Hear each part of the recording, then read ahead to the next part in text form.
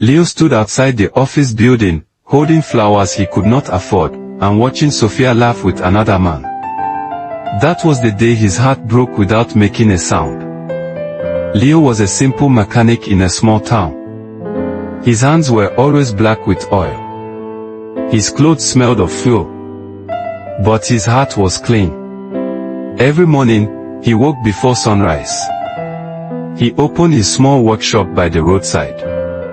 Cars, bikes, and even generators, he fixed them all. People trusted him because he was honest. Sophia was different. She was soft-spoken, beautiful, and full of dreams. She wanted to go to school. She wanted a better life. But her family had no money. Leo loved her. So he made a choice. I will train my hands more so your mind can grow, he told her. Sophia cried that day. She promised him, when I finish school, we will build our life together. Leo believed her. Life became harder. Leo worked longer hours. Sometimes he skipped meals just to save money. When customers delayed payment, he begged them. When tools broke, he borrowed. Still, every term, he paid Sophia's fees. Books. Rent. Food. Everything. People in the town laughed at him. Leo, you are training another man's wife, they said. He smiled and said nothing. At night, he would sit alone in his workshop, tired, but happy. He would look at Sophia's photos and whisper, just finish. I'm waiting. Years passed. Sophia graduated. The whole town celebrated her. She wore fine clothes now. She spoke better English. She looked different. Leo was proud. Very proud. He did not stop there. Through his customers, big men, company workers, drivers, Leo began to ask around. Please, help me find a job for her, he would say. Some laughed.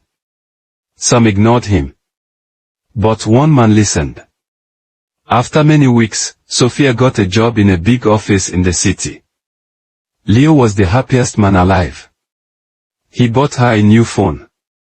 He even closed his shop early one day just to dance alone in the rain.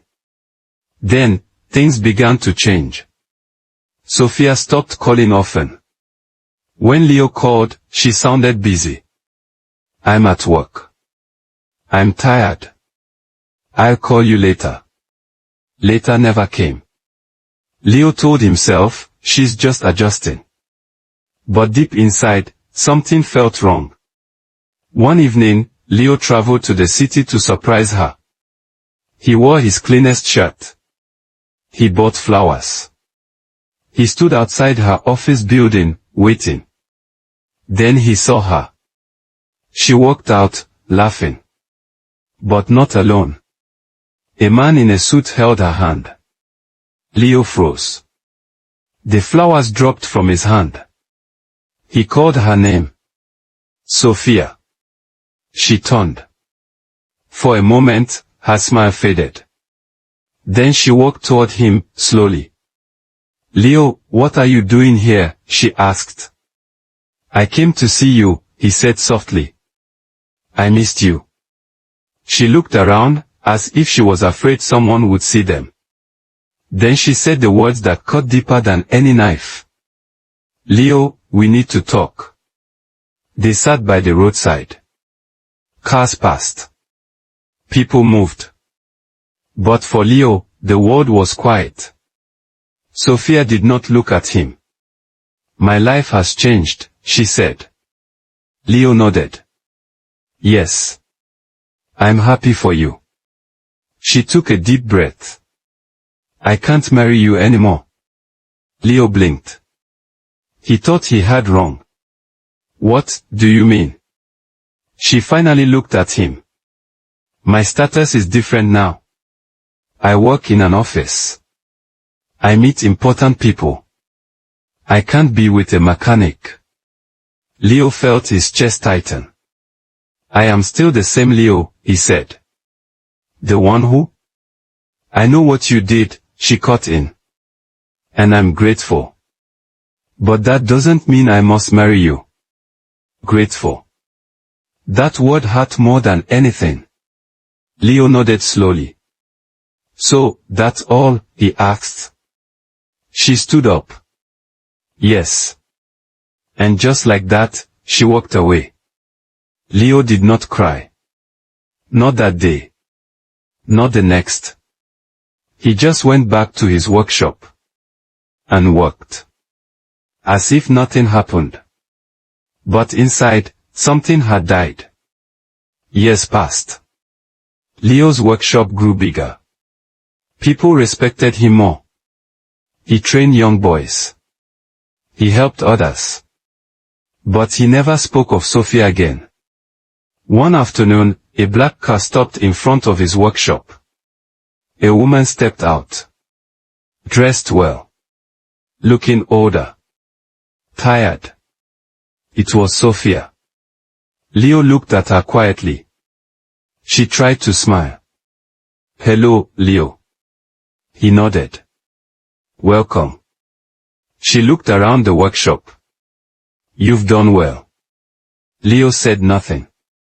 She sat down slowly. I heard about you, she said. Everyone says you're the best now. Leo wiped his hands with a cloth. Why are you here? He asked calmly. Sophia looked down.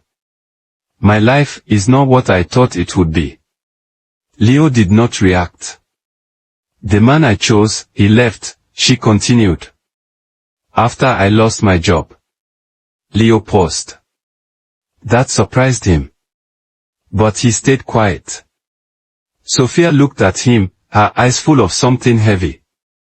I'm not here to beg, she said quickly. I just wanted to see you. Leo nodded. They sat in silence. Then Sophia spoke again, very softly. You were the only person who truly loved me. Leo finally looked at her. For the first time in years. I know, he said. Sophia stood up to leave. At the door, she stopped. Leo, if things were different. Leo shook his head gently. No, he said. Things are exactly what they are.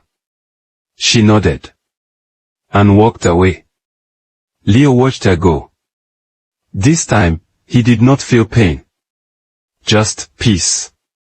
But that night, as he closed his workshop, he found something on his table. An envelope. Inside was money. A lot of it. And a short note. I can never pay you back. But I will try, little by little. Sophia. Leo stared at the note for a long time. Then he smiled, sadly. Because for the first time, Sophia was trying to return what he gave her. But she could never return the part that mattered most. And she knew it.